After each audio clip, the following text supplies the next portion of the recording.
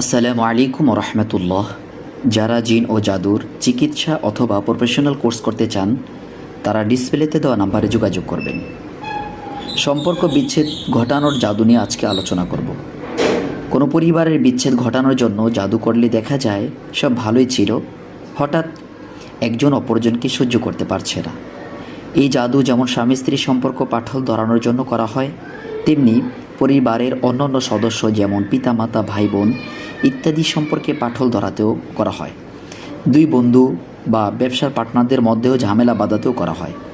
আর কখনো এমন হয় যে বিয়ের আগে কেউ জাদু করে রেখেছে, তাই বিয়ের পর স্বামী স্ত্রীর মধ্যে কোনোভাবেই বনিবনা হয় না, ফলে সম্পর্ক দ্রুতই বিচ্ছেদের দিকে গড়ায়।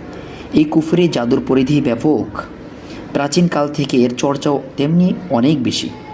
স্বয়ং আল্লাহ তাআলা পবিত্র কোরআনুল কারীমের ভিতরে বলেছেন, ফায়াতাআল্লামুনা মিনহুমা মা ইউফাররিকুনা বিহি বাইনাল মারই ওয়া যাওজিহি।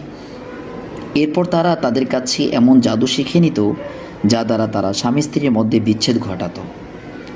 এখন আলোচনা করব সম্পর্ক বিচ্ছেদ ঘটানোর জাদুর লক্ষণ নিয়ে।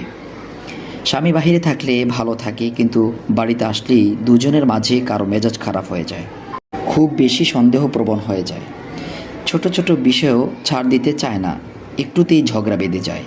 স্ত্রী দেখতে যতই সুন্দর হোক স্বামীর কাছে খারাপ লাগে, স্ত্রী সাজগোজ করলে বিরক্ত লাগে, স্বামীর ভালো কথাবার্তা বা সুন্দর আচরণ স্ত্রীর কাছে বিরক্তিকর মনে হয়। স্বামীর ব্যবহার করা জিনিস বা বসার জায়গায় স্ত্রী অপছন্দ করে। অন্যদের সাথে আচরণ স্বাভাবিক থাকলেও স্বামী স্ত্রী কথা বলতে গেলেই ঝামেলা বাঁধে। এরকম ঘটনা যদি সচরাচর ঘটেই থাকে তবে বুঝতে হবে কোনো একটা সমস্যা আছে।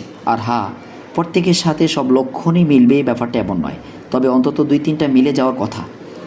আর সাথে জিন আক্রান্ত হওয়ার কিছু লক্ষণও মিলতে পারে। নিশ্চিত হওয়ার জন্য রোকাইয়া বা ঝাড়ফুঁক করতে পারেন। ভিডিওটি সবাই শেয়ার করে রাখতে পারেন।